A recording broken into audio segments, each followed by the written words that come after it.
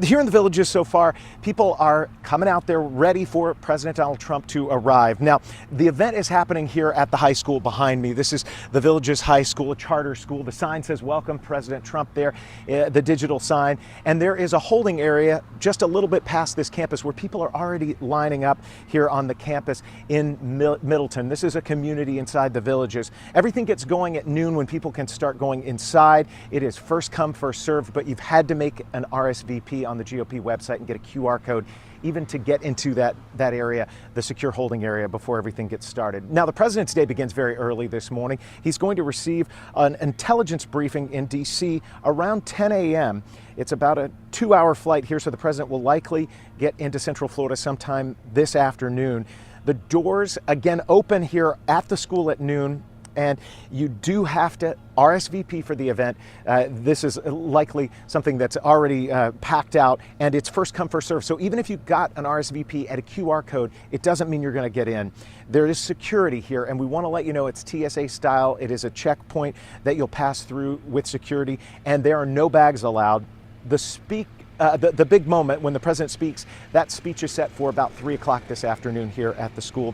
And this is an area that is well known for being a retirement community, the Villages. It stretches through multiple Central Florida counties, but we're hearing from some high school students. They say they're excited to see the Commander-in-Chief at their campus. It's been pretty cool. You know, not everyone gets to experience having the President of the United States of America come to your school. And other people who've prepared for the event include members of the opposite party, the Democratic Club of the Villages, and they're planning a protest. That'll be just up the road. We wanted to let the Republicans have their space, have their party, be there, and we're going to move ourselves to a little further distance where we can feel comfortable and safe and not have to worry about any heckling or confrontations.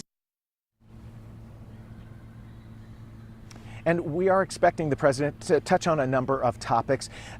We do expect him to talk about his One Big Beautiful Bill and the impact that will have on seniors. But a UCF political science professor who spoke to us said likely a big discussion here will be a headline in Florida this week, and that's redrawing of those congressional districts, that map that went before Governor Ron DeSantis. Some polls have shown the majority of Floridians are not so keen on this midterm redistricting and the gerrymandering and such. But if you're trying to fire up the Republican base, that's sort of a red meat issue. And if you plan to come out to the school today, you've gone ahead and been able to RSVP, you got your QR code, we need you to know what you cannot bring into the event. Take a look at your screen. No weapons, explosives, or ammunition.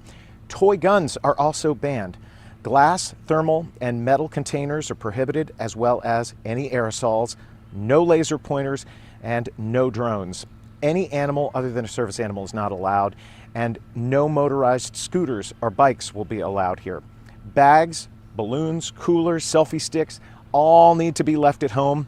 If you are planning to bring a sign, just make sure that it is no larger than 20 feet by 3 feet by a 1/4 inch. Also make sure it doesn't need any support structure. Okay, Central Florida is not the President's only stop in the day ahead. After he's done here in the Villages, we know he's going to get on Air Force One and then make his way down to the Palm Beaches. He'll be in West Palm Beach speaking at a dinner there for the Forum Club. Stephen Graves from our sister station in West Palm Beach has a look ahead of that event. Yeah, President Donald Trump expected to speak right here in downtown West Palm Beach this evening. Security top of mind, just as it is in the Villages. Barricades going up in the early morning hours right outside of the center where the president is expected to speak.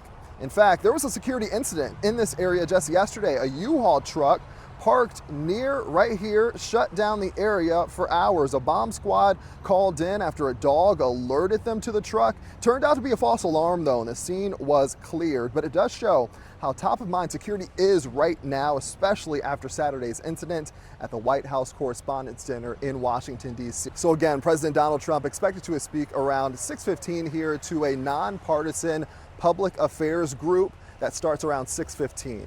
Stephen Graves, WESH 2 News. Certainly, security will be top of mind here, and it's a very busy day for the Commander-in-Chief here in the Sunshine State.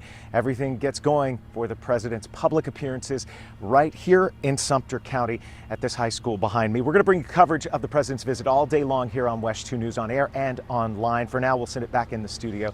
Alan and Nancy.